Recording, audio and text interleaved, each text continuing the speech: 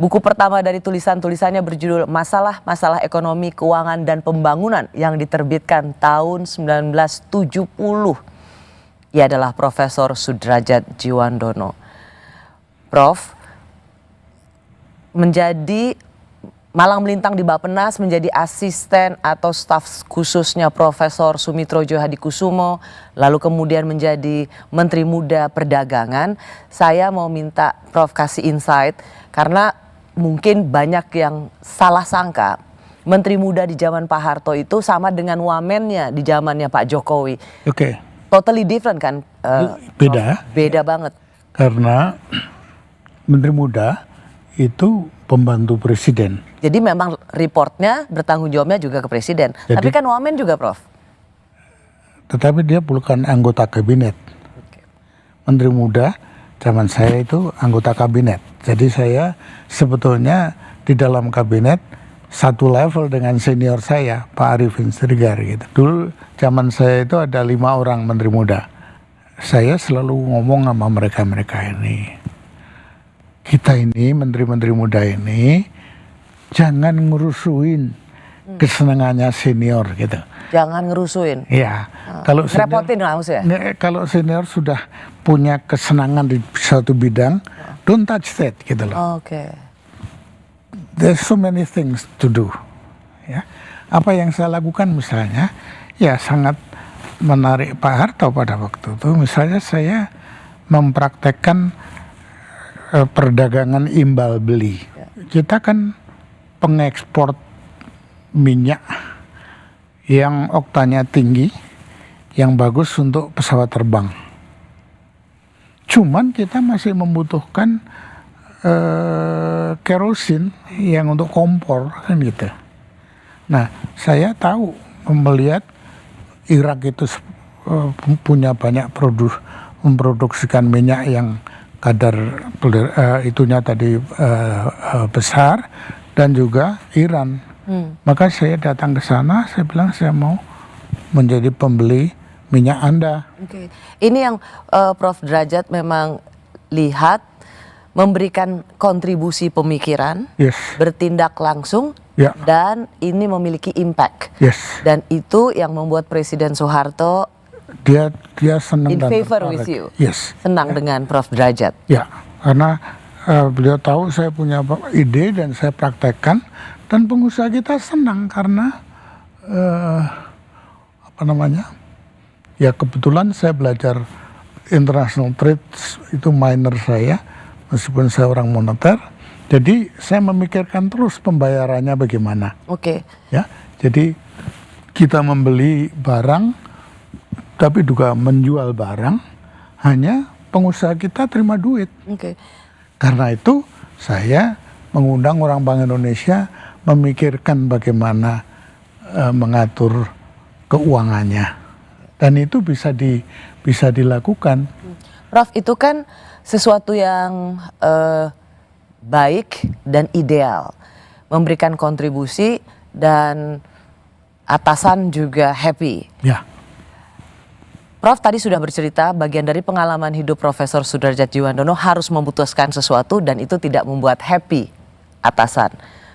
Resiko jabatan, resiko diberhentikan adalah sesuatu yang di depan mata, dan Prof mengambil itu dengan tanggung jawab dan tetap memiliki harga diri. Ya. Bagaimana tapi dalam pengambilan keputusan itu, Prof kan seorang ekonom, teknokrat, tapi kan tidak melulu seideal itu. Ada yang sesuatu Profesor Soedrajat rasa ini baik, tetapi ini zaman itu, Prof. Zaman Orde Baru, di mana kita tahu pasti tidak bisa terlalu berbeda. Bagaimana Prof merefleksikan pengalaman itu? Memang itu kayaknya mungkin mula-mula tuh pilihan yang susah ya untuk dilakukan, tapi pada waktu kita memang sudah yakin this is something can be wrong gitu ya, akhirnya ya berani. Enggak punya pengalaman nggak, Prof? Maksudnya ini memang harus dilakukan demi kepentingan yang lebih besar, demi ekonomi Indonesia yang baik, Tapi ini belum tentu disukai oleh mengenai belum atasan. tentunya saya sendiri nggak ngerti pada waktu itu ya. Tapi kalau saya terus-terusan mikir belum tentu, terus nggak berani gitu kan. Karena itu ya seperti waktu nutup bank itu, saya mengatakan pokoknya ini bank yang tidak punya cukup kapital harus saya tutup gitu. Bahwa itu punyanya Risiko jabatan. siapa itu nanti dulu gitu. Saya tidak mau mikir itu, dan saya terus terang kayak nggak tahu lah. Pada waktu itu tidak takut bahwa saya akan dipecat gitu loh. Jadi itu satu hal ya. Tapi kalau dalam soal counter trade tadi kelihatan sekali beliau itu senang dengan ide saya ini ya. Untuk saya sendiri saya merasa saya juga memperoleh keuntungan, kembali lagi not in terms of Pribadi. material ya, tetapi pengalaman dan sebagainya itu saya merasa senang, dan kayaknya terus terang kayak merasa berjasa itu juga senang gitu loh ya. Itu sebenarnya Prof Derajat ingin mengajarkan pada anak muda yang kemudian yang nanti mendapat tanggung jawab memimpin, kerjakan segala sesuatu yang kita yakini benar gitu, Ya. tanpa menghitung apa resikonya. Right. Prof Derajat, apakah kita punya potensi, tidak untuk menakut-nakuti, tetapi seperti Pak Yusuf Kala mengatakan jangan sampai kita terjadi 98, ada krisis ekonomi yang kemudian bercampur dengan krisis politik.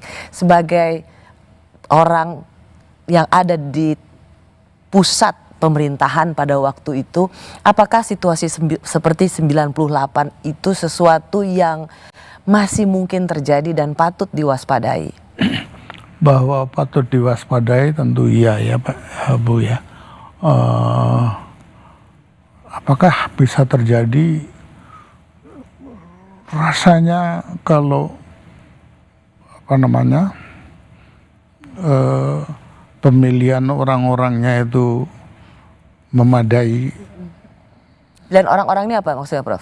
Di dalam kabinet Kabinet, ya, oke.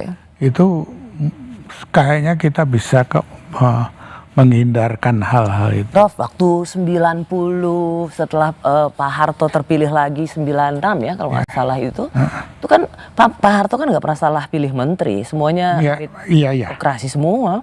Tapi yang terakhir ya, yang kabinet yang hanya 100 hari atau berapa itu ya, yang bulan Mei, yang menimbulkan kerusuhan bulan Mei itu yang saya maksudkan. Itu kalau kita nggak hati-hati bisa terjadi. Tapi I don't think so kalau orangnya yang ada di pemerintahan itu, terutama di sektor ekonomi. Yes. Orang banyak menebak-nebak, mengira-ngira siapa profiling yang paling tepat untuk menjaga pos keuangan. Kita punya Sri Mulyani, dan orang itu bisa nggak levelnya sestandar minim seperti standarnya Sri Mulyani? Apa komen Prof Derajat? Maaf untuk mengatakannya, harus lebih baik dari dia sih. Apa kita punya? Oh ada. Jadi ya saya melihat dari ini ya,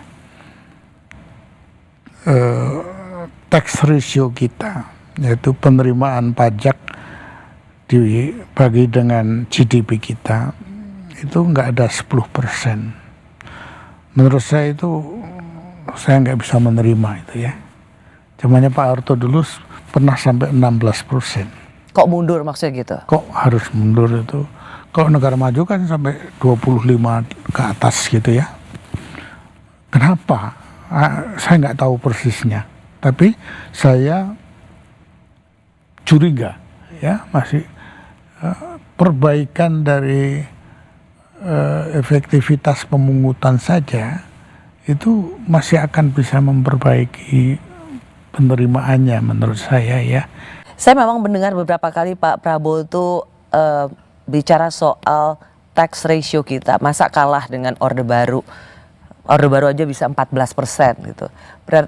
Persis seperti apa yang dikatakan oleh Prof Derajat.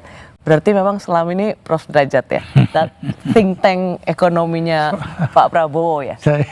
Saya kan mengikuti terus ya, karena itu area yang saya sangat dekat dan melihat teruslah apa yang terjadi ya. Cuman saya mau ambil catatan dari Prof Derajat, harus punya menteri keuangan yang kredibel, punya integritas.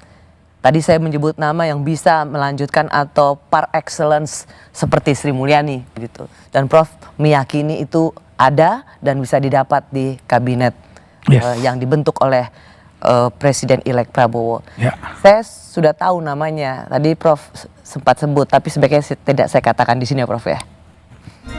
Mana yang lebih penting? Menyelesaikan IKN atau makan siang gratis, Prof? Makan siang yang lebih penting untuk saya.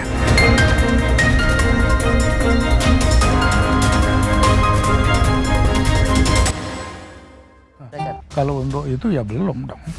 Mana yang lebih penting?